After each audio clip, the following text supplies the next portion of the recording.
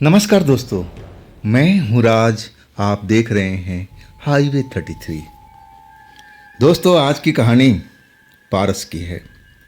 पारस की कहानी आप भूले तो नहीं होंगे। वो जंगल वाली लड़की, खूबसूरत लड़की जो मुझे अमीर बना रही थी, उसका भाग 6 है, पार्ट 6। तो चलें आज की कहानी में। दोस्तों, वो रात तो मैं भूलता ही नहीं जब वो जंगल वाली लड़की मुझे मिली थी। और उसके बाद मेरा जो तकदीर भाग था बदलता ही चला गया। वो जो मुझे चांदी का सिक्का दिया था ना, और वो कह रही थी कि ये ऐसे वैसे सिक्का नहीं है। मैं उस टाइम समझ नहीं पाया था कि भला इस सिक्का से मुझे क्या हो जाएगा, लेकिन उसका असर मुझे अब दिखाई दे रहा था। कहाँ मैं एक लेबरगिरी करता था और कहाँ मैं अब रमेश ठेकेदार का पार्टनर बना हुआ था। ये कोई कम थोड़ी था, लेकिन इसके दुष्परिणाम भी मुझे, अब साइड इफेक्ट भी मुझे नजर आ रहे थे। अब जो कोई भी आत्मा, कोई भी तांत्रिक मुझ पर आकर्षित होने लगा था, जैसे मेरे शरीर में कुछ लिखा हुआ हो। अब ये मेरे को समझ में नहीं आ रहा था। इस वजह से मैं काफ़ी दुश्वारियां झेल चुका था, लेकिन इसका हल कहीं पर मिल नहीं रहा था। मेरे चाचा का कहना था कि वो जो जंगल वाली लड़की है ना, जब तक वो तुझे नहीं मिलेगी, इस चीज़ से तुम्हें मुक्ति नहीं मिलेगी। जो तेरे शरीर में ये परिवर्तन आया है, जिससे आत्माएं आकर्षित हो रही है, और तांत्रिक लोग भी तुझे देख करके अब आकर्षित होते हैं, तो ये जो खूबी तेरे शरीर में आई है ना, वो लड़की ही इस खूबी को हटा सकती है। कभी कभी मैं सोचता था कि मैं भला क्यों इस चक्कर में पड़ा, मुझे जंगल में नहीं जाना चाहिए था, और मैं गया भी तो मैं ऐसे झमेले में क्यों फंसा। फिर कभी कभी लगता कि चलो जो हुआ अच्छे के लिए हुआ। कहाँ मैं लेबरगिरी कर रहा था और आज मैं कहाँ मालिक बन के बैठा हूँ।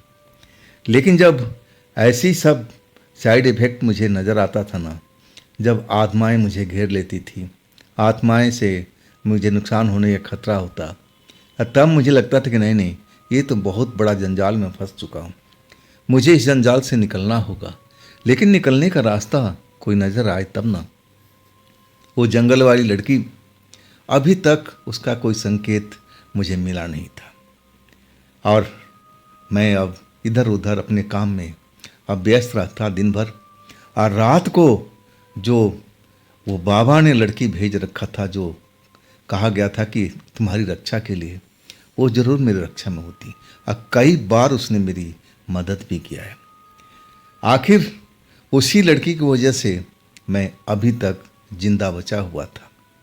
हालांकि वो लड़की रात के साथ मेरे साथ ही गुजारती थी, और एक तरह से हम प्रसन्न थे। मैं इस बात को चाचा को बता दिया था। चाचा भी कहते थे कि देख बेटा, ये आत्माओं का खेल मुझे समझ में नहीं आ रहा।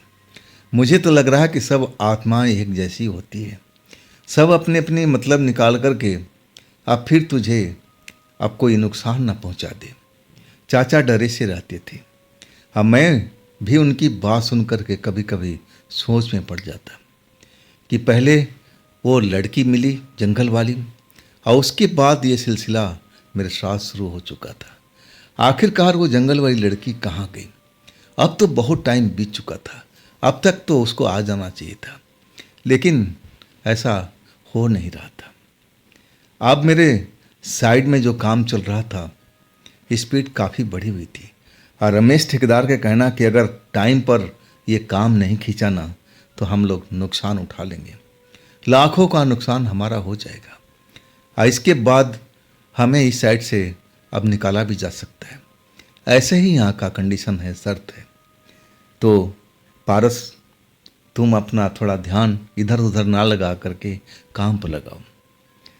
अब मैं तो ठेकेदार को समझा रहा था कि ठेकेदार जी, मैं तो इतना मेहनत कर रहा हूँ, अब इससे ज़्यादा क्या कर सकता हूँ।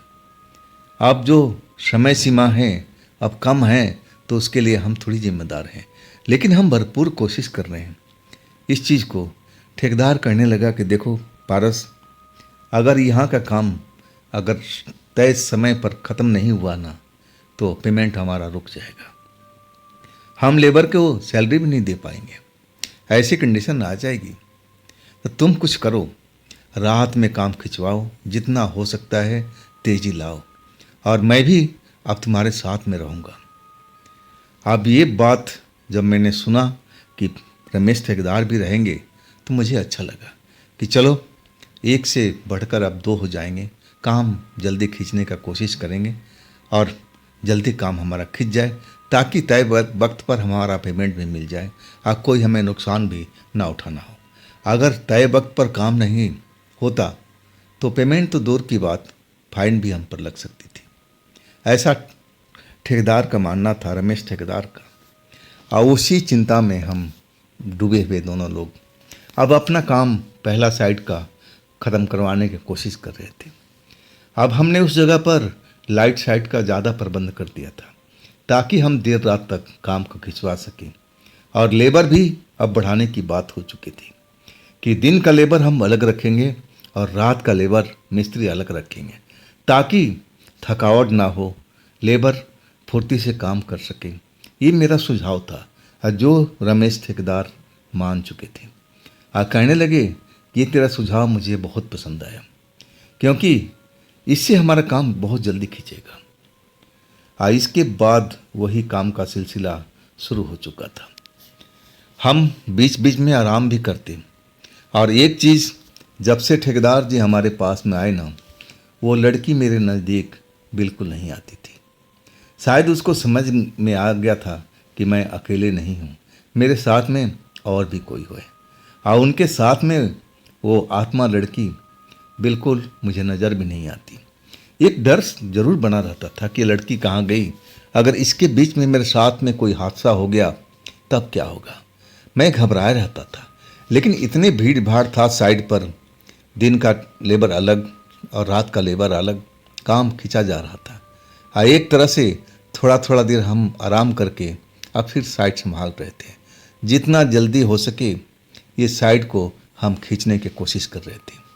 दूसरे साइड पर अब हमारा ध्यान बिल्कुल नहीं था।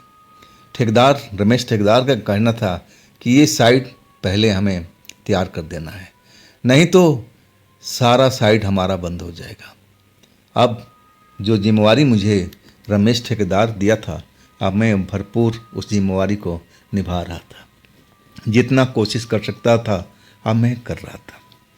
दिन रात हम लोग उस मेहनत कर रहे थे। और रमेश ठेकेदार भी अब कहीं जाते नहीं थे, वो भी हमारे ऑफिस में वहीं पर अब हम 2 चारपाई लगा चुके थे, और उसी चारपाई पर एक चारपाई पर हम रात को सोते। और रात को ज़्यादा देर नहीं, कभी 2 घंटा कभी 3 घंटा, इससे ज़्यादा हम सो नहीं पाते थे। और कभी कभी रमेश ठेकेदार चले जाते थे, अब मैं उस चारपाई पर अकेले सोता रहता था।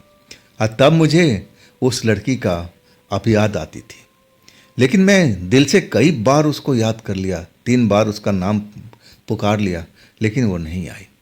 और तब मुझे थोड़ा सा संदेह हुआ, खटका हुआ कि कहीं बाबा जी ने फिर उसको जंगल में तो नहीं बुला लिया। अब मुझे ऐसा ही महसूस होने लगा था, क्योंकि मैं 2-2 घंटा तक रात को अकेले रहता था, अकेले ऑफिस में चारपाई पर। अगर वो होती आसपास में तो ज़रूर आती, लेकिन उसका भी अब पता ठिकाना कोई नहीं था। जैसे वो जंगल वाली लड़की मुझे छोड़ करके गायब हो चुकी थी, और उसने कहा था कि मैं जल्दी आऊँगी, लेकिन अभी तक नहीं आई थी। और इसके बाद मैं ये काम का सिलसिला अब शुरू चल रहा था, रात दिन मेहनत। अब दिन का टाइम था, काम जो था ना आखिरी चरण में पहुंचा हुआ था, बस कुछ ही दिन का काम था। और अचानक कुछ पैसे की ठेकेदार को तंगी आ चुकी थी। तंगी ऐसे थी कि जो उनका पुराना पेमेंट था अभी मिला नहीं था। बाकी लेबर को पैसा सैलरी देना है, सबको मिस्त्री को सैलरी देना है। अब वो मुझसे कहने लगे कि देखना, अब थोड़ा पैसे की ज़रूरत है, लेकिन अभी पैसा कहीं दिख नहीं रहा है, और इसके बगैर हमारा काम रुक सा जाएगा। कहाँ प्रबंध करूं, वो अपने आप मेरे से बात कर रहे थे, मैं तो उनकी हाँ में हाँ मिला रहा था। अब इतने बड़े ठेकेदार होके उनके पास पैसे की कमी हो गई, तो मैं तो एक तुच्छ इंसान था उनके सामने में। अब मैं क्या कर सकता था। लेकिन मैं दोपहर को किसी काम से अपनी बाइक लेकर के जा रहा था।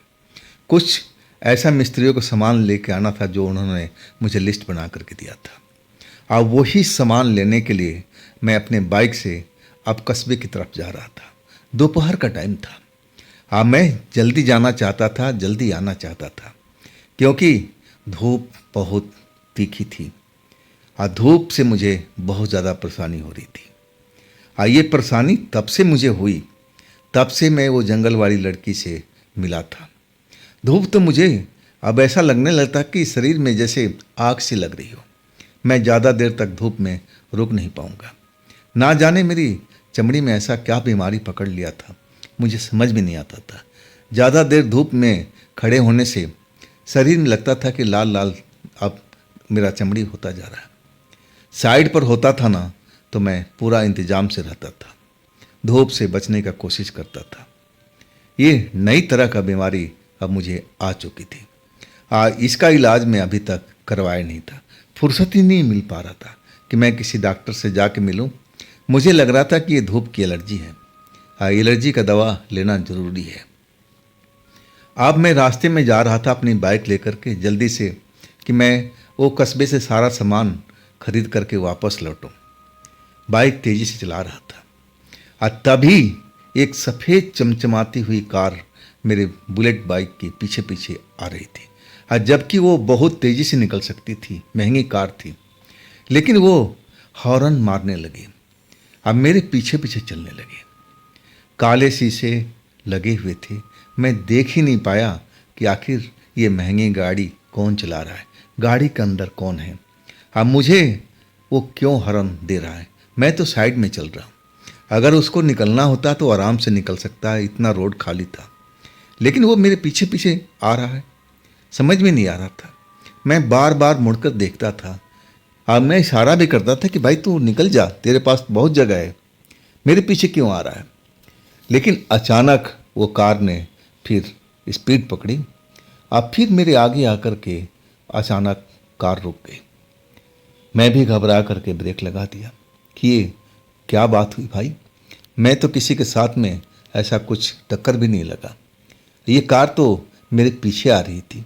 इस कार को तो मैं यहीं पर देखा हूँ। अब मुझे तो बड़ा डर लग रहा था। बहुत महंगी गाड़ी थी। अगर उसने मेरे ऊपर ब्लेम लगा दिया कि तुमने कोई मेरे साथ में एक्सीडेंट किया है, कोई खरोच लग गई हो, तो मैं तो घबरा गया था। अब मैं क्या करूँगा। दरवाज़ा खुलता है और उसमें से एक ड्राइवर सरीखा इंसान जो ड्राइवर के ड्रेस में है उतरता है। अब मेरी बाइक के पास आके कहता है कि आओ साहब, तुम्हें बुला रहे हैं, साहब तुम्हें बुला रहे हैं। मैं कभी ड्राइवर को देखता और कभी उस सफ़ेद रंग की कार को। समझ में नहीं आ रहा था कि आखिर इस कार के अंदर कौन सा साहब है, मुझे क्यों बुला रहा है, मैंने ऐसी क्या गुस्ताखी कर दी। मैं कहने लगा भाई मैं आपके आगे आगे चल रहा था, मैंने आपको कोई गाड़ी का टच भी नहीं किया हूँ, तो ये भूल जाओ, मैं 1 रुपये देने वाला नहीं हूँ, ना मेरे पास में पैसे हैं। ड्राइवर हंसते हुए कहने लगा अरे नहीं भाई, ऐसी बात नहीं है, साहब आपसे मिलना चाहते हैं, एक बार आ जाओ, उनसे बात तो कर लो। जब मुझे थोड़ा तसल्ली हुई, ड्राइवर हंस के बात करने लगा ना, तब फिर थोड़ा मेरा दिल शांत हुआ कि चलो ऐसा कोई मामला नहीं है, चल के मुझे पता करना चाहिए आखिर कौन है। जब मैं ड्राइवर के साथ गया तो पिछला गेट खुल चुका था। मैं देखा कि अंदर एक सूट बूट पहने इंसान बैठा हुआ, चश्मा लगाए हुए, और उसके बगल में एक गेरुआ वस्त्रधारी साधु बाबा बैठे हुए, बहुत सारा गले में माला डाले हुए, रंग बिरंगी उंगलियां में अंगूठी पहने हुए, और वो दोनों मेरी तरफ देख रहे थे। मैं जब साधु बाबा को देखा ना, तो ऐसे ही मेरी जो सिखाया गया था बचपन से कि साधु बाबा को नमस्कार करना चाहिए, प्रणाम करना चाहिए, माता पिता ने मुझे सिखाया था इस संस्कार को, और मैं वही किया। और वो भी जो सूट बूट में थे, बुजुर्ग इंसान थे, मैं उनको भी एक तरह से अब नमस्ते किया, साधु बाबा को प्रणाम किया। तब साधु बाबा ने आवाज़ लगाई कि बेटा दूसरी साइड से आ जाओ, आपसे कुछ ज़रूरी बात करनी है। मैं अब साधु बाबा को देख रहा था कि ऐसी कौन सी ज़रूरी बात साधु बाबा करनी है। मुझ जैसा तुच्छ इंसान को मैं इनके लिए क्या कर सकता हूँ। लेकिन जब साधु बाबा बार बार कहने लगे कि बच्चा इधर आ जाओ मेरी साइड में, आपसे कुछ ज़रूरी बात करना चाह रहा हूँ। मैं कहने लगा बाबा मैं अब साइड का काम चल रहा है, हमें ज़रूरी सामान के लिए मैं जा रहा हूँ बाज़ार में, अगर मैं वक्त पर नहीं पहुँचाऊंगा तो काम नुकसान हो जाएगा। बाबा कहने लगे कि बेटा घबराओ मत, जो भी नुकसान होगा उसका भरपाई हम करेंगे। आओ तो सही, हमारे पास में बैठो और आपसे हम कुछ बात करना चाहते हैं। मैं जब साधु बाबा को देखा ना, तब मुझे कुछ डर महसूस होने लगा कि ये साधु बाबा मुझसे अब क्या बात करना चाहते हैं। कहीं ये तांत्रिक की तरह ऐसा कोई मेरे साथ में तो नहीं करना चाहते। ये जो साधु बाबा थे ना, ऐसा नहीं लग रहे थे, बिल्कुल शरीफ इंसान से लग रहे थे। और गले में बहुत सारा रुद्राक्ष की माला और तरह की माला पहने हुए थे। हाथों में चमचमाती हुई अंगूठियाँ मुझे दिखाई दे रही थी। और वो मुस्कुरा के कहने लगा, अरे बेटा डरो मत, मैं कोई जिन भूत प्रेत नहीं हूँ, मैं एक इंसान हूँ, आओ मुझसे डरने के क्या हो सकता है, मैं तुम्हारे भले के लिए बात कर रहा हूँ। मैं जब अपना भले की बात सुना ना, तो साधु बाबा के पास दूसरी साइड में चला गया। और वो इतनी जगह बना चुके थे कि हम आराम से बैठ सके। अब मैं कार के अंदर में था, उन्होंने दरवाज़ा बंद कर दिया। और जैसे ही दरवाज़ा बंद किया ना, तो मेरा दिल धक से हो गया कि कहीं मेरे साथ कुछ अनिष्ट तो नहीं होने जा रही है। मैं अकेला हूँ और ये 3 लोग हैं, एक ड्राइवर, एक सूटेड बूटेड इंसान और एक साधु बाबा। मैं बच नहीं पाऊँगा इनसे, शक्तिशाली ये भी लोग हैं। लेकिन जब साधु बाबा मुस्कुरा कर कहने लगे, अरे आराम से बैठो बेटा, ये तुम्हारी ही कार है, घबराओ मत, हम तो तुम्हारी फ़ायदे के लिए बात करने के लिए आए हैं। मैं कहने लगा कि बाबा मैं आपको जानता नहीं, ना आप मुझे जानते हैं, तो आपने मुझे किस काम के लिए रोका है, जबकि हम दोनों अनजान हैं। तो बाबा कहने लगे कि बेटा हम तो इस रास्ते से जा रहे थे, मैं तुम्हें देख रहा था, बाइक चलाते हुए तेज़ी से निकल रहे थे, लेकिन वो चीज़ मैं जो देख रहा था वो चीज़ तुम नहीं देख पा रहे थे। मैं देख रहा था कि तुम्हारे साथ में आत्माएं भी बाइक का पीछा कर रही थी। दिन के टाइम वो आत्माएं तुम्हारे बाइक के साथ साथ दौड़ रही है और तुम्हें जरा भी भनक भी नहीं लगी कि वो आत्माएं तुम्हारे साथ क्यों दौड़ रही है, क्या चाहती है। और तब मुझे संदेह हो चुका था कि तुम में ऐसी कोई शक्ति है बेटा, जिसकी वजह से ये आत्माएं तुम पर आकर्षित हो रही हैं। मुझे एक बहुत ज़रूरी काम तुमसे करवाना था। मैं ऐसे इंसान को ढूंढ ही रहा था। देखो तुम रास्ते में मिल गए, मेरा तो दिन बन चुका है। मैं जब सुना साधु बाबा की बात कि मैं बाइक चला रहा था और मेरे पीछे आत्माएं दौड़ रही थी, जबकि मुझे मालूम भी नहीं दिन का वक्त है, मैं तो पूरी तरह से डर चुका था कि हे ईश्वर, ये मेरे साथ में क्या हो रहा है। हर दिन नया खेल हो रहा है, मेरे साथ कुछ अनिष्ट तो नहीं होने वाला है। सही मायने में मेरी जो हालत थी, जब साधु बाबा ने बताया तो मेरी हालत ख़राब हो गई थी। लेकिन साधु बाबा फिर मुस्कुरा के कहने लगे, अरे डरो मत बेटा, डरो मत, वो तुम्हें नुकसान नहीं पहुंचाने वाली है। जो आत्माएं तुम्हारे साथ में दौड़ रही थी ना, तुमसे बात करने के इच्छुक है, अपने बारे में कुछ बताने जा रही थी कि तुम उनकी कुछ भला कर सको।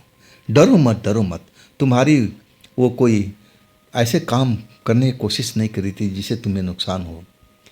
अब मैं जब साधु बाबा की बात सुना तो मैं दंग रह गया था।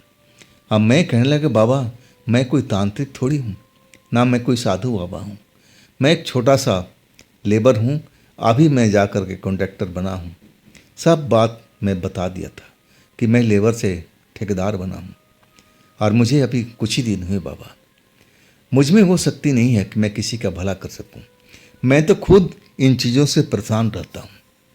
सब कुछ मैं बताने लगा कि मेरे साथ में क्या हुआ है, ये आत्माएं मेरा पीछा क्यों कर रही है। साधु बाबा पूछते जा रहे थे और मैं बताते जा रहा था। मुझे लगा कि साधु बाबा जरूर मेरी भला करेंगे, और तभी तो बीच रास्ते में मुझे रोके हैं।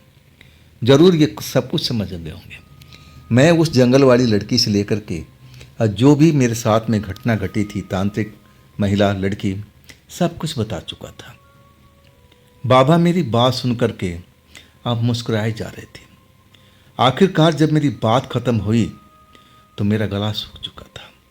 वो सूटेड बूटेड वो जो ओल्ड मैन थे, उन्होंने तुरंत पानी का बोतल मुझे पकड़ा दिया। लो बेटा, पानी पियो, डरो मत, साधु बाबा है ना, सब कुछ सही कर देंगे। अब मैं पानी का घूंट पी करके साधु बाबा की तरफ देखने लगा था। साधु बाबा के चेहरे पर अभी भी मुस्कान दौड़ रही थी और वो आंखें बंद किए हुए थे, मतलब कुछ सोच रहे थे। वो कहने लगे कि देख बेटा, तुम्हारा नाम पारस है ना?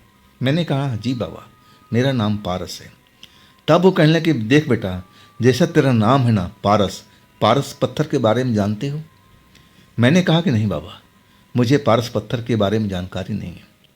तब बाबा कहने लगे कि देख बेटा, पारस ऐसा पत्थर होता है जो उससे कोई भी पुराना से पुराना लोहा अगर उसके साथ में अगर टच हो जाए तो वो सोने में परिवर्तित हो जाता है। वो पारस तुम खुद बन चुके हो बेटा इस वक्त में। वो सब कारनामा वो जंगल वाली लड़की का है। उसने तुम्हारे शरीर में कुछ तोहफा दे दिया है। उसको भी नहीं मालूम कि कब तोहफा तुम्हें मिल चुका है। जहाँ तक मैं समझ पा रहा हूँ, तुम्हारे शरीर में वो शक्ति आ चुकी है कि तुम्हारे ऊपर आत्माएं आकर्षित हो। देखो, मैं भी महसूस कर लिया ना, तुम्हें भी मैं अब एक तरह से तुम भी मुझे आकर्षित कर लिया ना। मैं सब कुछ जान चुका ना तुम्हारे बारे में। बेटा, ये शक्ति लाखों लोगों में एक में पाई जाती है।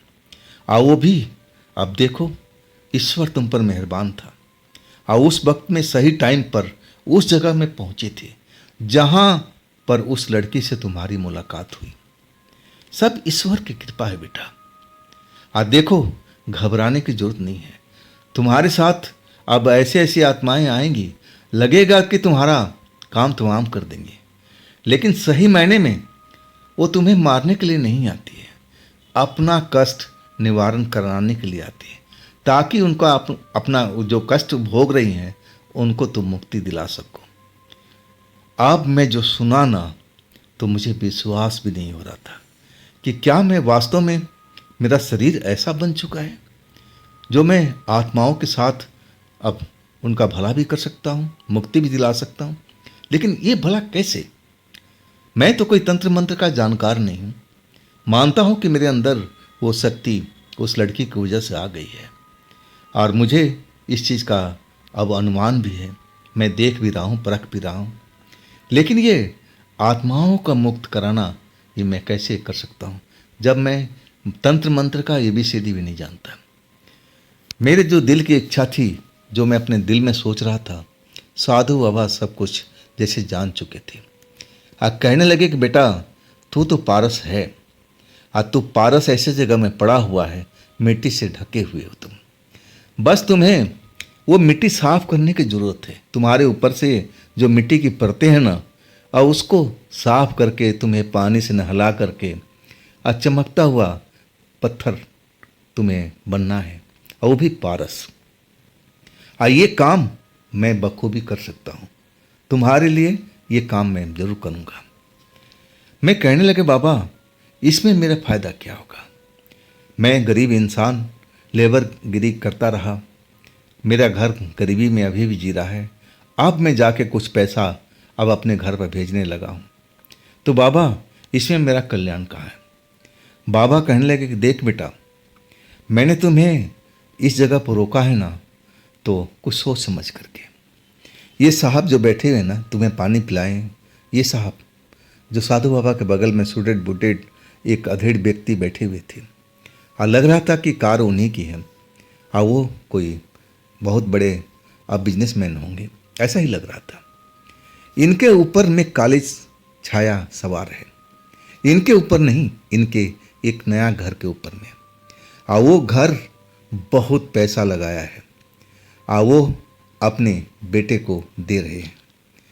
अब उस घर में थोड़ा टाइम लग चुका था, और टाइम लगने की वजह से वो जो कहा जाता है ना कि ज़्यादा दिन घर बना करके आप छोड़ दो तो उस घर में भूत प्रेत का वास हो जाता है। अब वैसे ही इनके घर में भूत प्रेत का वास हो चुका है। एक नहीं, अब वो घर भूतों का डेरा बन चुका है। एक उनके लीडर है, एक लड़की है। मैं कई बार उस घर में तंत्र मंत्र करने गया। बाकी छोटे मोटे भूत तो मैं पकड़ लेता हूँ, उनको दूर भगा देता हूँ, लेकिन उनका जो गैंग लीडर है ना, जो शक्तिशाली है, वो जैसे ही मैं उस जगह पर जाता हूँ उसको पता लग जाता है और वो एरिया छोड़ देती है। जब मैं उस जगह से निकल जाता हूँ तब वो वापस आ जाती है। मैं काफ़ी दिनों तक उस घर में तंत्र मंत्र किया, लेकिन सफलता हासिल नहीं हुई। हाँ, छोटे मोटे भूत प्रेत मुझे ज़रूर मिल जाते थे, लेकिन उनसे ये घर खाली नहीं हो रहा था। आज जब तक भूत प्रेत इस घर में रहेंगे, अब भला इंसान उसमें कैसे रह पाएगा। तो साहब का कहना है कि अगर तुम इनका साथ दो तो तुम्हें लखपति से ज़रूर बना देंगे। तो क्या कहते हो? मैं जब सुना कि लखपति में बन जाऊंगा, वो भी एक रात में, तो मुझे विश्वास ही नहीं हुआ, लेकिन मुझे बहुत डर लग रहा था। मैं सोच रहा था कि ये मैं अपने आप ये डिसीजन लेना ठीक नहीं है। मैं सोचने लगा कि अभी मैं वक्त मांग लूँ और इसके बारे में चाचा से भी बात करूँ, और हो सके तो रमेश ठेकेदार को मैं सारा कुछ बात बता दूँ। अब उनसे बात छिपाना सही नहीं है, वो भी तो हमारे बिजनेस पार्टनर हैं और उन्हीं की वजह से तो इस जगह पर आया था। मैं कहने लगा कि देखिए, आपका जो अनुबंध बता रहे हो ना, ये काम करने का बदले में आप मुझे लखपति बना दोगे, तो लखपति कितने में बनाओगे, कितना रुपया दोगे? वो जो अधेड़ व्यक्ति थे अब साधु बाबा की तरफ देख रहे थे, और साधु बाबा मुस्कुरा के कहने लगे कि बेटा, हम तुम्हें ₹1,00,000 देंगे। मैं चुप रह गया, कुछ भी जवाब नहीं दिया। अब मैं कहने लगा कि देखिए, मैं अभी इस काम को करने के लिए तैयार नहीं हूँ। मैं अपने पर एक तरह से मेरे जो परिवार के सदस्य हैं, जो यहाँ पर हैं, जिनको मैं मानता हूँ अपने परिवार से ज़्यादा, मैं उनसे राय लूँगा। अगर वो हाँ बोलेंगे तब मैं ये काम कर सकता हूँ, लेकिन अगर नहीं बोले तो मैं बिल्कुल नहीं करूँगा। अब इसके बाद साधु बाबा मुझे लालच देने लगे, कहने लगे बेटा चलो हम पैसा बढ़ा देते हैं, 2 लाख कर देते हैं। मैं तब भी राजी नहीं हुआ। करते करते 5 लाख पर आ गए थे कि तुम हाँ बोलो ना, अब बाकी ठेकेदार से बात करना हमारा काम है, तुम्हारे जो भी आप जानने वाले हैं उनसे बात हम कर लेंगे, तुम सिर्फ हाँ बोलो, इसके बाद हमारा काम है। मैं जब 5 लाख सुना तो मुझे विश्वास भी नहीं हुआ था कि मैं 10-15 हज़ार की नौकरी करने वाला और मैं एक साथ 5 लाख रुपए देखूंगा, और वो भी एक छोटे से काम का। लेकिन अभी काम के बारे में जानकारी नहीं थी कि मुझे करना क्या था, उस हॉन्टेड कोठी में मुझे करना क्या था, कैसे वो बाबा का समस्या समाधान होगा, कैसे उस घर में भूत प्रेत से छुटकारा मिलेगा, इसकी जानकारी बाबा ने हमें नहीं दिया था। लेकिन बाबा ने मुझे आश्वस्त किया था कि बेटा ये काम मेरे देख रेख में होगा, तुम्हें कोई परेशानी नहीं होगी, इसका मैं वादा करता हूँ। तुम्हें अब जो भी पैसा 5 लाख हमने प्रॉमिस किया है, 5 लाख हम देंगे, और ये रहा तुम्हारी एडवांस 50,000 रुपये। और बेटा तुम एक काम करो, जहाँ जा रहे हो अपना सामान लो, और तुम्हारे साइड पर ही हम आएंगे शाम के टाइम में। हम कभी अभी जा रहे हैं, जब वापसी आएंगे ना तो तुम्हारे साइड पर मिलेंगे, और उस टाइम जो भी जिससे तुम्हें बात करने कहोगे हम बात करेंगे, आप पूरा बात को समझा देंगे। इसके बाद मैं सब कुछ समझ गया था। साधु बाबा और सफ़ेद रंग की गाड़ी मुझे उतार करके अब आगे चली गई थी। मैं अपने बाइक पर बैठा और यही देख रहा था कि आत्माएं कहाँ पर हैं। क्या वास्तव में मेरे आसपास में आत्माएं भटक रही हैं? लेकिन मुझे तो कोई दिखाई नहीं दे रहा। अब मैं थोड़ा सा डर महसूस होने लगा था। मुझे लगने लगा कि मुझे अकेले अब ऐसी जगह पर चलना भी नहीं चाहिए जहाँ पर एकांत हो। हाँ, साइड पर अब सैकड़ों लेबर काम करती है, मिस्त्री काम करती हैं, वहाँ तो बात अलग है। और इसके बाद में अब जो सामान खरीदना था उसके लिए मैं बाज़ार आ गया था। बाज़ार से सारा सामान लेकर के वापसी में अब अपने साइड पर पहुंच गया था, जहां पर रमेश ठेकेदार मेरा इंतज़ार कर रहे थे। घड़ी देख के कहने लगे कि पारस, तूने बहुत लेट कर दिया आने जाने में। मैंने बोला जी, आपसे एक बात करना है, लेकिन पहले ये सामान मैं लेबर में दे दूं, अब फिर मैं आपसे कुछ ज़रूरी सलाह करनी है। रमेश ठेकेदार कहने लगे हाँ हाँ कर लेंगे, पहले सामान पहुंचा दो। और चाचा भी मुझे वही लेबरों के पास खड़े मिल गए। मैं चाचा को एकांत में ले गया कि चाचा मेरी बात सुनो, इधर आओ अकेले में। चाचा हैरान थे कि आज इस दिन के टाइम में मैं ऐसा क्या इससे बात करने जा रहा हूँ। अब मैं बोला अब ज़रूरी काम है, इधर आओ, आपसे कुछ सलाह मशवरा करना है। इसके बाद मैं चाचा से सारी बात को शेयर किया। चाचा तुम क्या कहते हो? चाचा तो जैसे एकदम चुप हो गए थे। कहने लगे बेटा मुझे कुछ समझ में नहीं आ रहा है, मैं हाँ बोलूँ या ना बोलूँ। मेरा तो दिमाग ही काम नहीं कर रहा बेटा। हर रोज़ तेरे साथ में कुछ नया खेल हो रहा है। ये खेल मैं बिल्कुल समझ नहीं पा रहा हूँ। ये कैसा चमत्कार है बेटा? क्या तेरे शरीर में हुआ है? जैसे तू बता रहा है कि दिन के टाइम तेरे पीछे आत्माएं भाग रही थी, वो साधु बाबा ने देख लिया और तुझे पता भी नहीं है। फिर साधु बाबा तुझे 5 लाख रुपए देने के तैयार हैं वो भूत भगाने के लिए। तू कोई तांत्रिक बन गया है क्या? मैं कहने लगा कि मैं तांत्रिक नहीं हूँ और ना मैं इसके बारे में कोई एबीसीडी जानता हूँ, लेकिन बाबा ने कहा है कि सब कुछ वो करेंगे। अब हमें उस जगह पर रहना होगा और वो साधु बाबा और वो मालिक शाम के टाइम साइड पर आएंगे और मैं आपसे मिलवाऊंगा। और मैं इसके बाद मैं ठेकेदार जी से बात करने जा रहा हूँ। मैं उनको भी एक एक बात अब छिपाऊंगा नहीं, सब कुछ बता दूंगा। आखिर वो हमारे पार्टनर हैं, एक तरह से हमारे मालिक हैं, उन्होंने तो मुझे पार्टनर बनाया है। अब इसके बाद मैं चाचा को छोड़ करके फिर रमेश ठेकेदार के पास पहुंच गया था। रमेश ठेकेदार ड्राइंग में खोए हुए थे, ड्राइंग देख रहे थे। मैं ड्राइंग को अब रोकते हुए कहा कि ठेकेदार जी आपसे कुछ बात करनी है पर्सनल, अब 2 मिनट केबिन में चलते हैं। अब रमेश ठेकेदार जी ड्राइंग को रखती है, कहने लगे तू यहीं बोलना, यहाँ कौन है? मैं कहने लगे नहीं नहीं, ये बातें इस जगह पर कहना उचित नहीं है, अंदर आते हैं। केबिन में जाने के बाद हम दोनों बैठ चुके थे अपनी अपनी कुर्सी पर। तब ठेकेदार कहने लगे हाँ पारस अब बता क्या कहना चाहता है। अगर तुझे पैसे चाहिए तो देख ले, तुझे तो पैसे मिल जाएंगे, लेकिन फिर लेबर को मैं दे नहीं पाऊंगा। मैं हंसते हुए कहने लगा नहीं ठेकेदार जी, अभी मुझे पैसे की ज़रूरत नहीं है और मैं ये पैसा का जो खेल अभी आपके साथ घट रहा है, पैसे कम पड़ रहे हैं, उसका मैं प्रबंध करने जा रहा हूँ, अगर आप राजी हुए तो। ठेकेदार जी मेरी तरफ देखने लगे कि मैं क्या बोल रहा हूँ, मेरे पास इतना पैसा कहाँ से आ गया, आश्चर्य में थे। तब मैंने बोला ठेकेदार जी मैं जो बात बोल रहा हूँ ना उसको ध्यान से सुनना, आप फिर सोच समझ करके मुझे जवाब देना। अब फिर मैं जंगल से शुरुआत किया और आखिरकार ये साधु बाबा जो सफ़ेद गाड़ी थी यहाँ पर ला करके बात को ख़त्म किया। ठेकेदार जी के चेहरे पर जैसे पसीना निकल रहा हो, कभी कभी मेरी तरफ घूर कर देखते, कभी कभी अपना चेहरा घुमा देते।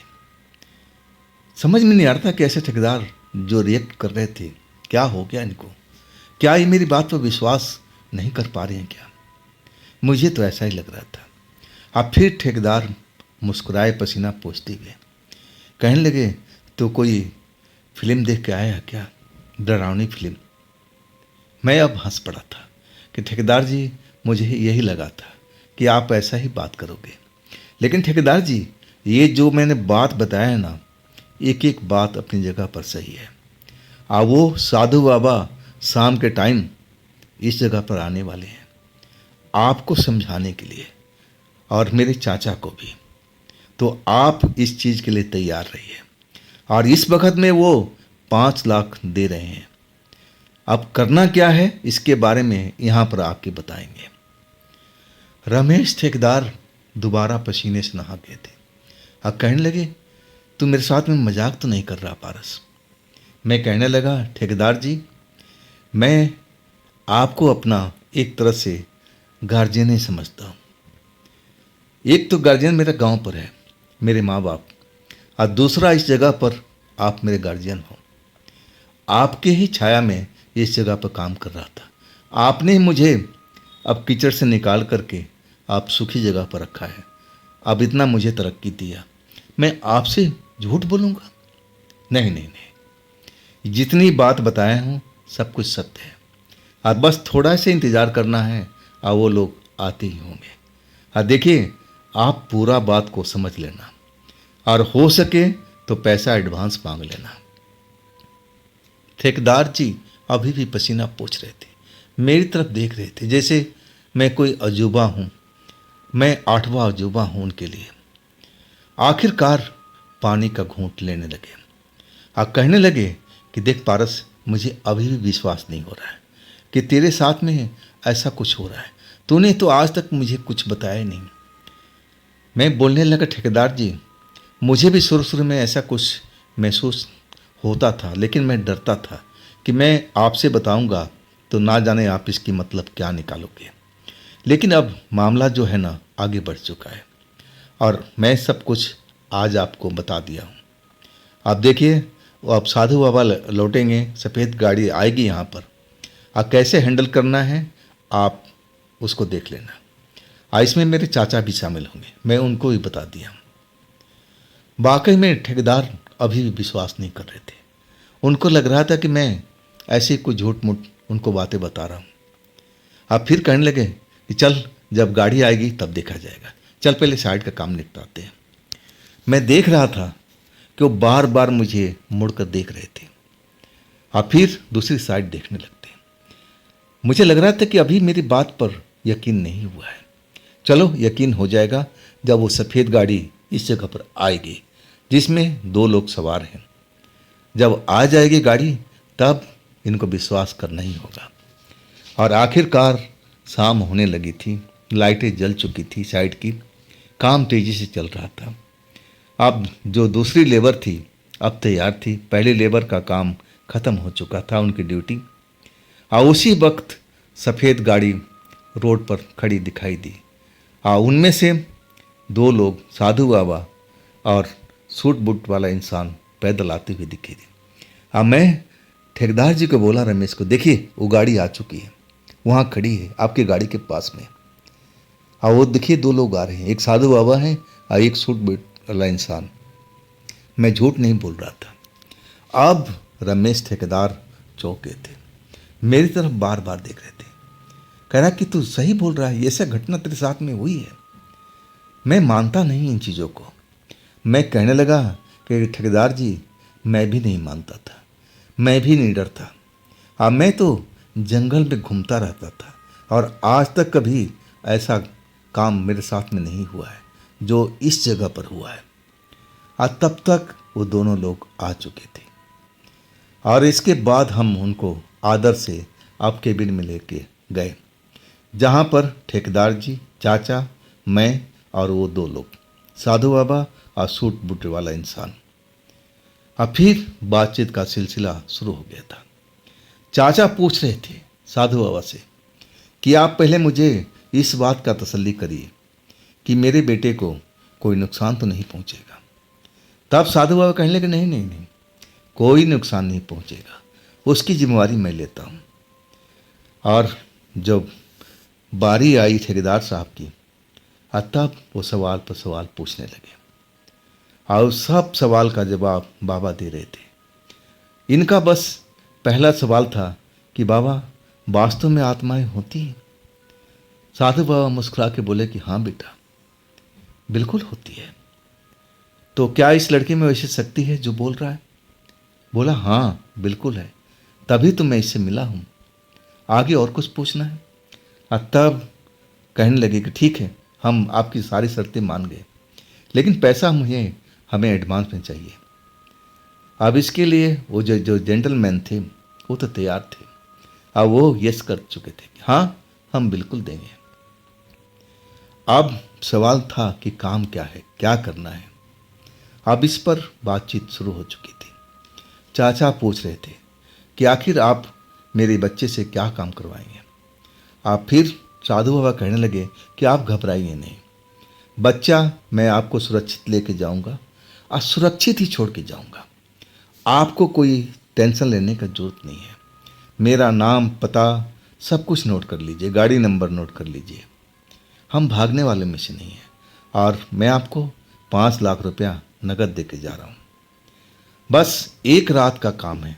हाँ, ये भी बोल दूँ कि अगर इस रात में काम नहीं हुआ तो हम दोबारा उस काम को करेंगे, लेकिन उसके बदले में आपको दोबारा पैसा नहीं मिलेगा। इस चीज़ का ध्यान रखिएगा।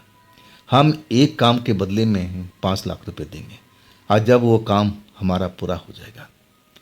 साधु बाबा की बात सुनकर के चाचा कहने लगे, अगर मान लीजिए वो काम महीना दिन के अंदर पूरा नहीं हुआ तब क्या करेंगे?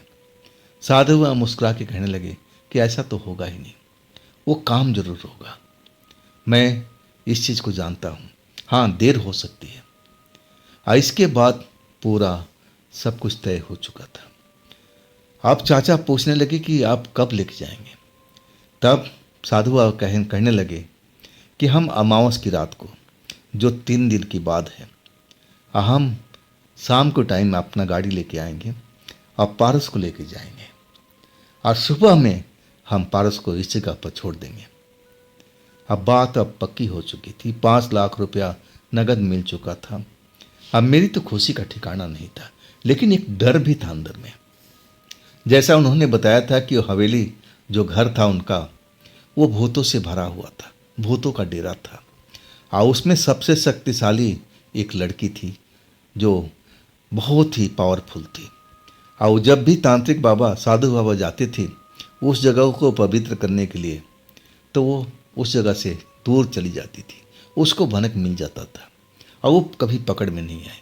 और साधु बाबा के जाने के बाद फिर उसका घर का कब्जा हो जाता था। अब जब तक कब्जा से पीछा ना छूटे, इंसान कैसे रह पाएगा?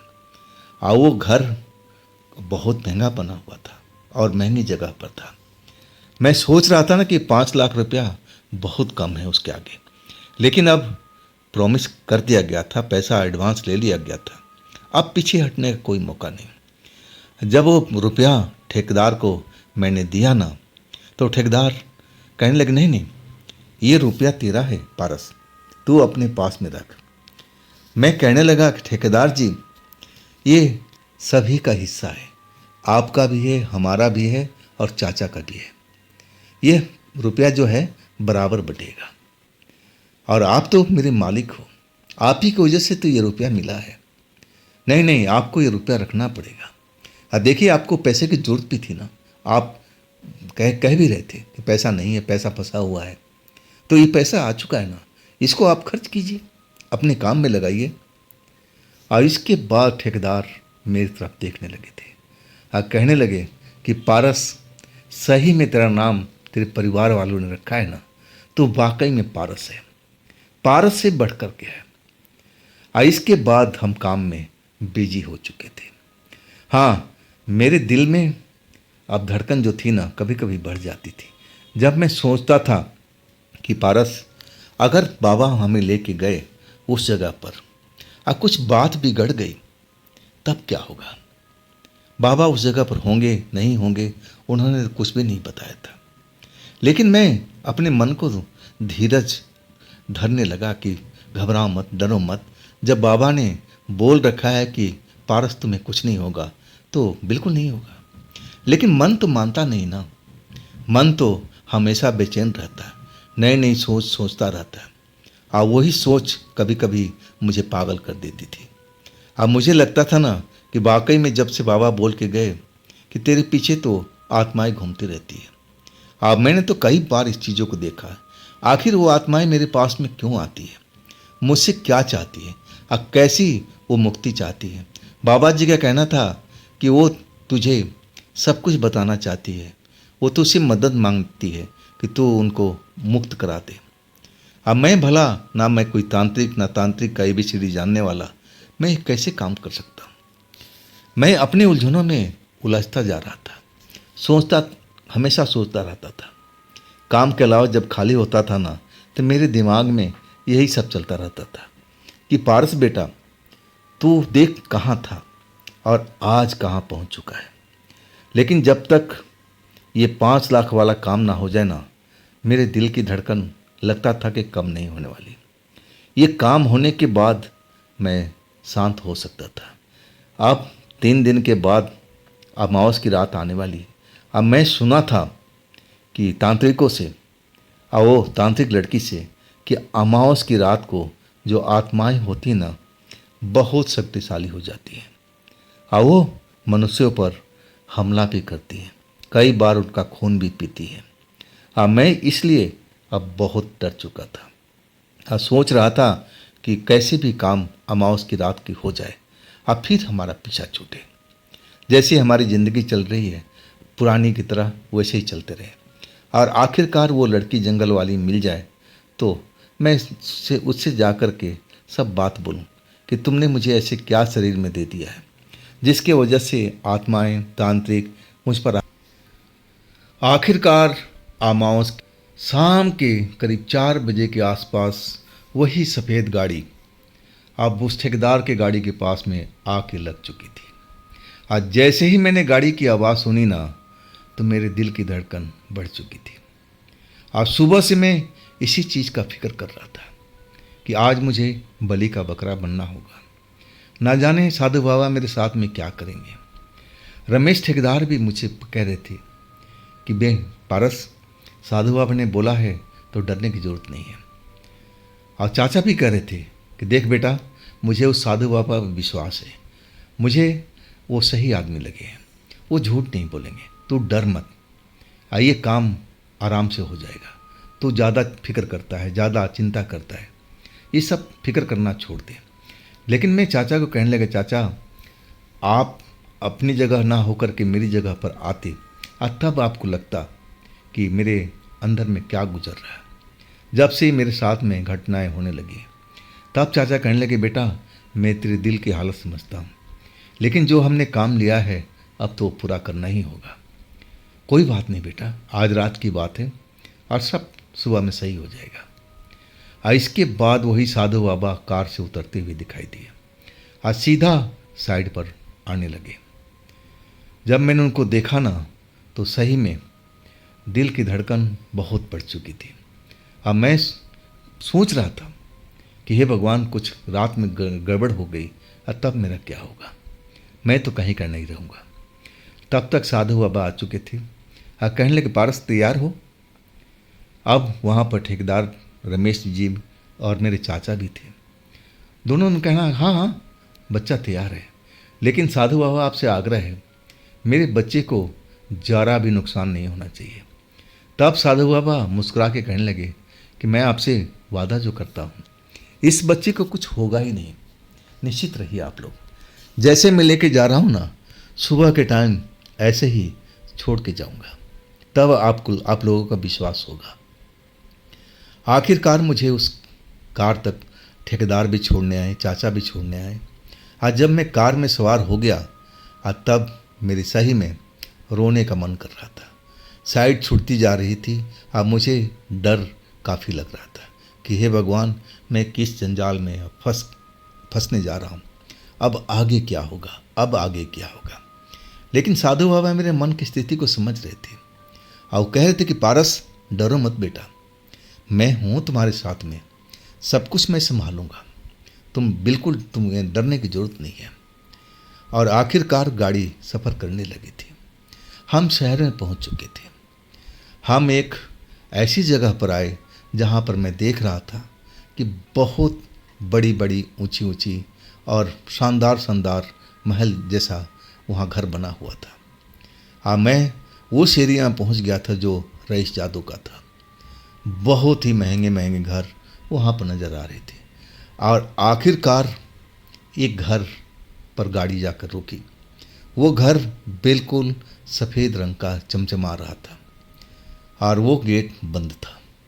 जब हम गाड़ी से उतरे ना तो रात हो चुकी थी। रात का 8 बज चुका था।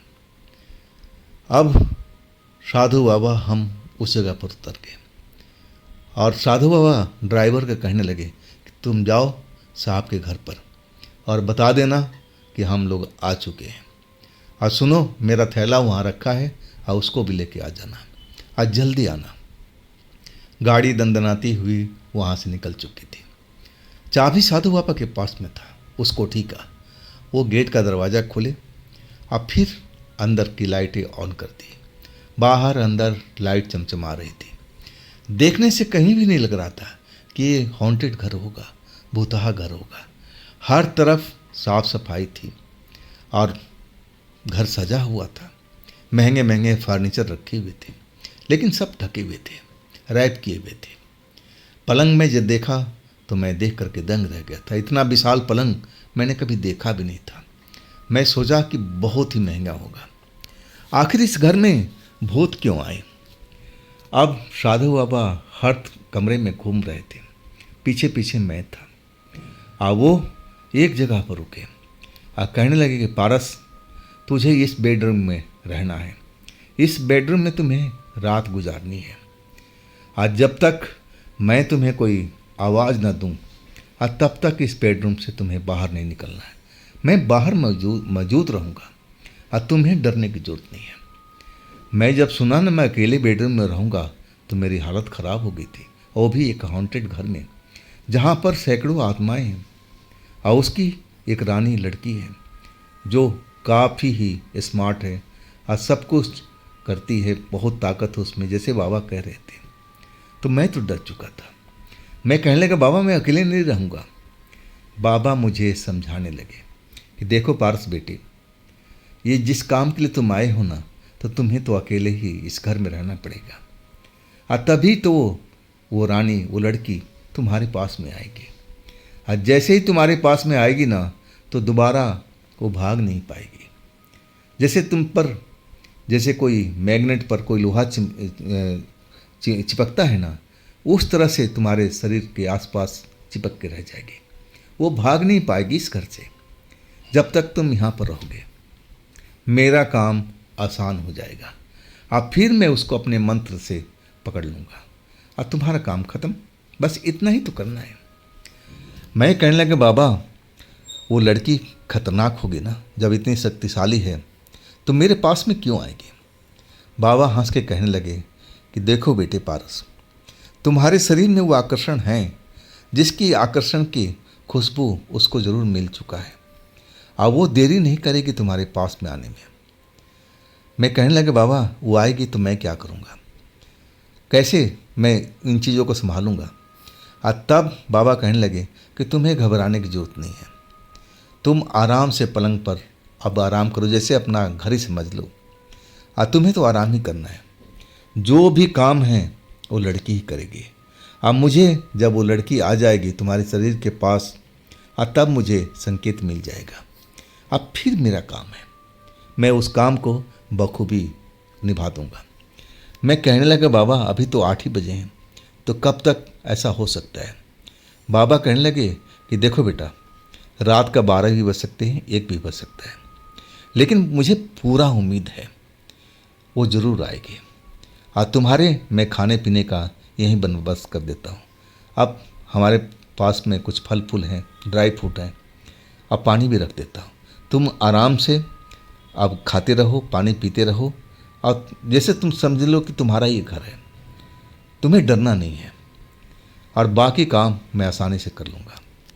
और इसके बाद बाबा जी मुझे सब कुछ समझा दिए, मुझे खाने पीने का प्रबंध करा दिया, पानी का व्यवस्था भी कर दिए।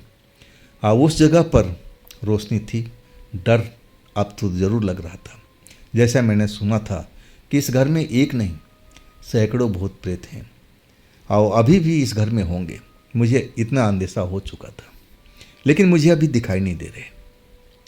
आखिरकार बाबा अब मेरे पास में 1 घंटा तक रुके। एक एक बात मुझे समझाते रहे कि देखो पारस, डरना नहीं, और ऐसे करना, मुझे आवाज़ देना, आवाज़ ज़ोर से निकालना, और मैं समझ जाऊंगा। अगर तुम पर कोई विपत्ति आई, अगर नहीं आई, तो तुम्हें कोई आवाज़ देने की ज़रूरत नहीं, मैं सब कुछ संभाल लूँगा। और इसके बाद बाबा मुझे हिदायत दे करके उस कमरे से बाहर निकल गए थे और कहने लगे कि मैं बाहर जा रहा हूँ, आज जब मुझे ज़रूरत होगी मैं अंदर आ जाऊँगा, तुम आप आराम करो, खाओ पियो, और तुम्हें नींद लगे तुम आराम भी कर सकते हो, सो भी सकते हो। वास्तव में मैं एक जाल में फंस चुका था। वो पूरा घर अब खाली था। अब बाबा जो कह रहे थे कि इस घर पर सैकड़ों आत्माएं हैं और उनकी एक अब गैंग लीडर है, और वो गैंग लीडर बहुत ही खतरनाक लेडी है या लड़की है कहा नहीं जा सकता है, लेकिन जो भी है तो खतरनाक ना। अब 5 लाख रुपए के लालच मुझे महंगा पड़ रहा था। उस वक्त में मुझे लगा कि मैंने जो सौदा किया है ना, ये 5 लाख का नहीं 50 लाख का होना चाहिए, जैसा ये रिस्की काम था। आइए, कोठी जो मैंने देखा ना, तो ये तो अरबों रुपए की थी, जैसा मैंने अनुमान लगाया था। हमने जो सौदा किया था ना, अब ठगा हुआ महसूस कर रहे थे कि इतना बड़ा बंगला, आइए 5 लाख का सौदा अब मेरे द्वारा ही होना था। जब तक अब ये मैं सोचता विचारता, रात अब ज़्यादा हो चुकी थी। मैं ड्राई फ्रूट खा चुका था, पानी पी चुका था। अब मुझे पलंग पर लेटे हुए काफ़ी वक्त हो चुका था। अब मैं घड़ी देखा ना, तो रात के 12:10 हो चुका था। मतलब वक्त आ चुका है। अब क्या होगा, हे ईश्वर आप मुझे बचाना। इसके बाद मैं ईश्वर के सहारे अपने आप को छोड़ दिया था कि जो होगा मेरे भाग्य में, जो लिखा होगा अब तो होगा ही। अब तो हम 5 लाख में बिक चुके हैं। हमारा जीवन अब साधु बाबा के ऊपर में है। वो हमें जिंदा इस घर से निकालते हैं या फिर लाश के रूप में, ये तो अब सुबह ही पता चलेगा। आखिरकार मैं इंतज़ार करने लगा। अभी तक कोई भी आत्मा मुझे आसपास में नहीं दिखी थी। बिल्कुल गहरा सन्नाटा था। झिंगुर की झाएँ झाएँ की आवाज़ बाहर से अब रोड साइड से आ रही थी। मैं पलंग पर लेटा हुआ, हर पल जरा भी आहट होती थी ना, तो मुझे लगता था कि अब आ गई, अब मेरा काम ख़त्म, अब मैं मरा जाऊंगा। बस डर था, जो अंदर मन जो था ना डरा रहा था। मैं मन की डर से बिल्कुल बेचैन होता था, लेकिन मैं अपने आप को संभाल भी लेता था कि अरे नहीं, साधु बाबा है ना, सब सही कर देंगे, डरने की आवश्यकता नहीं है। आखिरकार 12:30 बज चुका था, लेकिन अभी तक एक भी आत्मा, एक भी भूत प्रेत मुझे उस घर में नहीं दिखाई दिया। क्या इसका मतलब कि मुझे आते ही ये घर खाली करके चले गए क्या? मुझे तो ऐसा ही महसूस हुआ कि मेरे शरीर से तो आत्माएं आकर्षित होती थी, मेरे आसपास में आ जाती थी, और आज मेरे शरीर से दूर क्यों भाग रही है? अगर इस घर में आत्मा है तो ज़रूर आना चाहिए था, इतना देर क्यों लगा रही है?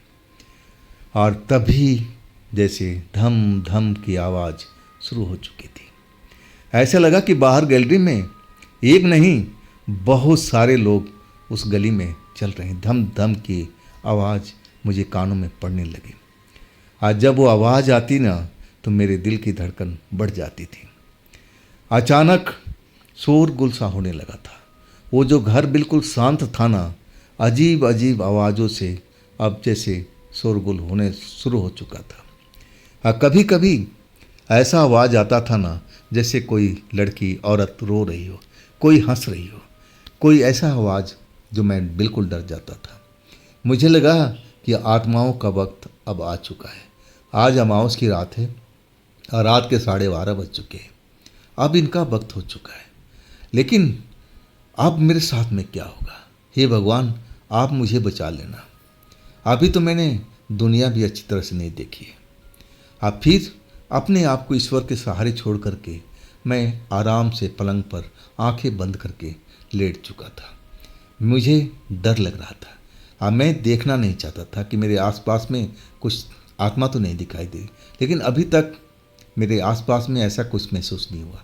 हाँ, जो गैलरी थी ना, उसमें बहुत सारा शोर हो रहा था, जैसे अब बहुत सारे लोग आ रहे हैं जा रहे हो, कोई रो रहा है, कोई हंस रहा हो, कोई तेज़ आवाज़ में बातें कर रहा हो। ऐसे मुझे महसूस हो रहा था। अब उस जगह पर शोर ही शोर सुनाई दे रहा था। मैं अपने आंख बंद किए हुए एक एक पल का इंतज़ार कर रहा था कि कब वो लड़की आएगी, तब हमारा काम शुरू होगा, वो साधु बाबा आएंगे, कब कैसे होगा। इसी बात का मुझे टेंशन हुआ पड़ा था। लेकिन अभी तक मेरे कमरे के अंदर में कोई भी आया नहीं था। मैं बीच बीच में अपनी आंखें खोल लेता था, देखता था, तो कमरा बिल्कुल खाली खाली सा था।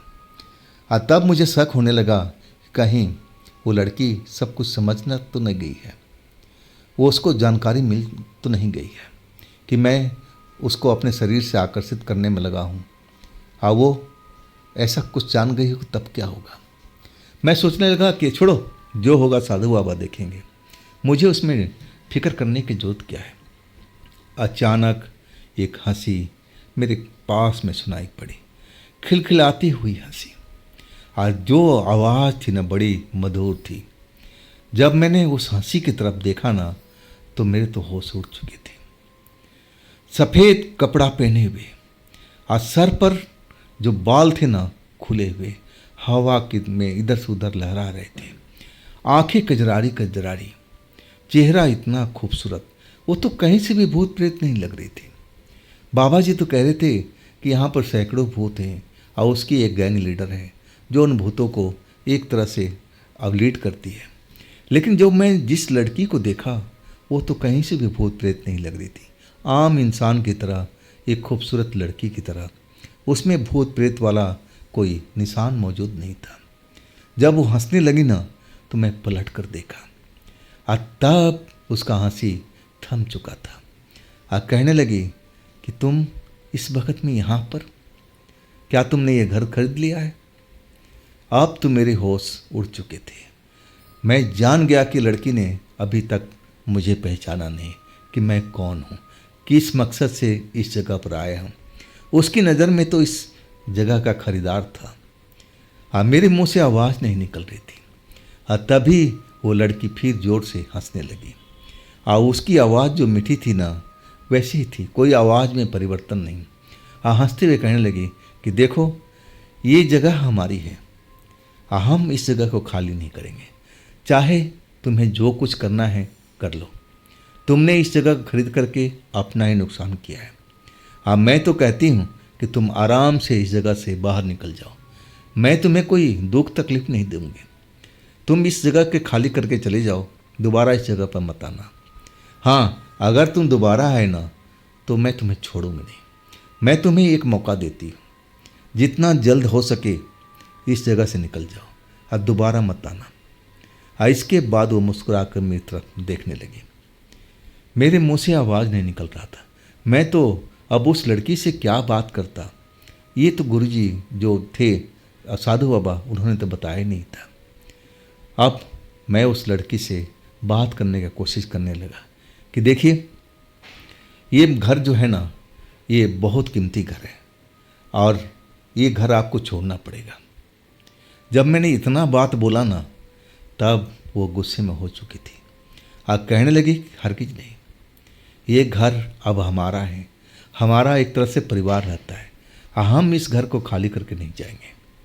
तुम्हें जो करना है कर लो। मैं तुम्हें आज भर का टाइम दे रही हूँ। आज भर तुम्हारा है, लेकिन कल तुम्हारा नहीं होगा, हमारा होगा। फिर तुम इस घर में कदम रखोगे ना, तुम बच के नहीं पाओगे। तुम देखने में बड़े प्यारे लग रहे हो, अच्छे भले इंसान लग रहे हो। तब मैं तुम्हें ये बात बोल रही, अगर तुम्हारी जगह पर कोई दूसरा होता तो अब तक तुम्हें उसका मौका भी नहीं देती, उसका काम तमाम कर देती। अब सोच लो, समझ लो, तब तुम कोई फैसला लेना। वो लड़की अब मेरे पलंग के आसपास चक्कर काटने लगी थी और कभी कभी अब मेरी नज़रों से गायब भी हो जाती थी। मैं हैरान हो जाता था कि अभी तो यहाँ खड़ी थी और अभी गायब हो चुकी थी। लेकिन अब भूत प्रेत को मैं अब देखने लगा था। अब जो पहली वाली बात थी ना, वो नहीं थी। अब तो जैसे आत्माओं से मेरा साथ होने लगा था। अब मेरे साथ में अब ऐसे ही तो खेल चल रहा था। मैं भी समझ गया कि ये कोई भूत प्रेत नहीं, शक्तिशाली आत्मा है। अगर भूत प्रेत होती तो भयानक चेहरा होता, अगर चुड़ैल होती तो कुछ और चेहरा होता। ये नहीं, ये ऐसी नहीं है, ये आत्मा है लेकिन है शक्तिशाली। आइए अपना ठिकाना इस जगह पर बना लिया है, एक तरह से साम्राज्य अपना खड़ा कर लिया है। आइए भूत प्रेतों पर अपना लीडरशिप कर रही है। मुझे यही सब लग रहा था। अब मुझे लगने लगा कि इसको इस जगह से भगाना ठीक भी नहीं होगा। कहाँ जाएगी, इतनी सुंदर लड़की है, आत्मा बनी हुई है, ज़रूर इसके पीछे कोई कारण होगा। अब कहीं से भी मुझे खूंखार नज़र नहीं आ रही थी, जैसे साधु बाबा बता रहे थे।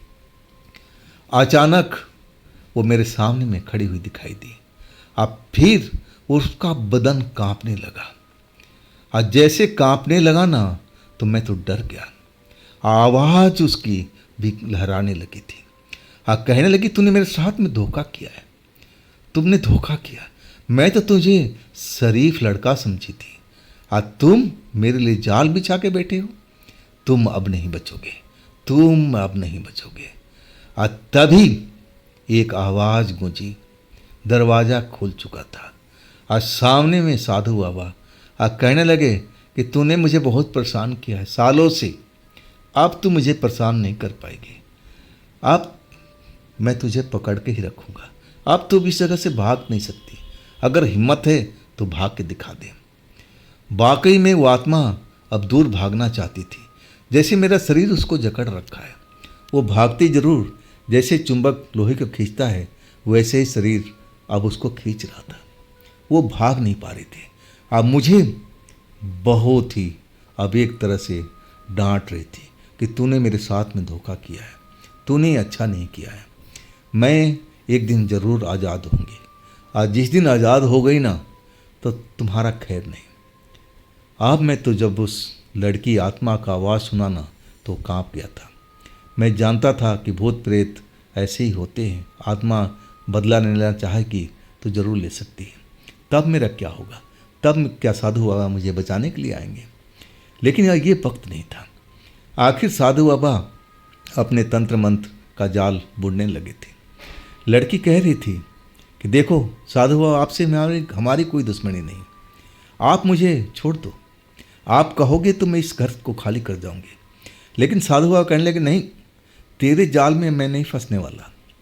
तूने मेरे साथ में कई बार धोखा किया है, अब नहीं। तुझे तो मैं अपने मंत्र से बांध करके ऐसी जगह में कैद करूंगा जहां से तू कभी निकल नहीं पाएगी। तो इस लड़के को क्या बदला लेगी? तू उस जगह से निकलेगी तब ना, वो मौका ही तुझे मैं नहीं दूंगा। इसके बाद मंत्र का सिलसिला शुरू हो चुका था। वो लड़की कभी नजर आती लहराते हुए और कभी धुएं की तरह हो जाती थी, और आखिरकार जब गायब हुई ना तो दोबारा नजर नहीं आई।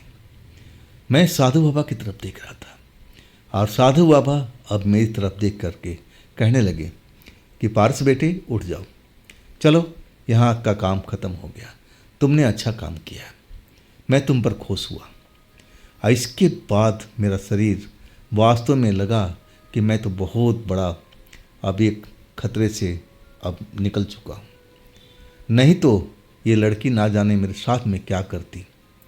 आखिरकार हम दोनों साधु बाबा हम बाहर कोठी के बाहर निकल चुके थे। अभी रात के ज़्यादा वक्त नहीं गुजरा था। फिर हम कार में सवार हुए, गेट को साधु बाबा ने बंद किया, और फिर वो कोठी की तरफ चल पड़े थे जो साहब की कोठी थी। हम कोठी में पहुँचे। इसके बाद साधु बाबा कहने लगे कि पारस बेटे आज यहीं आराम कर लो, और सुबह में हम तुम्हें साइड पर छोड़ आएंगे। तुमने बहुत अच्छा काम किया बेटा, तुम्हारी वजह से ही वो आत्मा पकड़ी गई। आज सुनो, उसके साथ में सैकड़ों आत्माएं रहती हैं वहाँ पर, तुमने उनको नहीं देखा? मैंने बोला नहीं, मैं नहीं देखा। हाँ, उनकी आवाज़ मैंने गलियारे में सुनी है, धम धम की आवाज़ करती हुई। कोई हंस रहा था, कोई रो रहा था, कोई बातचीत कर रहा था, ऐसे मुझे ज़रूर महसूस हुआ था। तब साधु बाबा कहने लगे कि देखो बेटा, जैसे मैंने उस आत्मा को पकड़ा ना, अब उसके साथ सारी आत्माएं जो उस जगह पर थी वो भी कब्जे में आ गई है, और मैं अब इसको ठिकाने लगाऊंगा। लेकिन अभी वक्त नहीं है, अभी वो खास दिन नहीं है, हमें एक खास दिन का इंतज़ार करना है। इसके बाद मैं उसको रसातल में पहुंचाऊंगा, जहां से वो कभी भी निकल कर के खुली हवा में नहीं आ सकती। और तुम्हें डरने की आवश्यकता नहीं है। वो धमकी तो ऐसी देती रहती है, हर धमकी से हम लोग डरते नहीं हैं। और तब साधु बाबा कहने लगे अभी आराम कर लो, अब फिर सुबह होते ही हम तुम्हें साइड पर छोड़ाएंगे। और मैं अब एक बिस्तर पर लेटा हुआ था, अपने भविष्य के बारे में सोच रहा था कि पारस तू आज कहाँ से कहाँ पहुँच गया है। देखो तुम्हारी ज़रूरत अब तांत्रिकों को पड़ने लगी है और तुम्हारे वजह से एक बहुत महंगा घर खाली हो चुका है, वो भी भूतों का कब्जे से।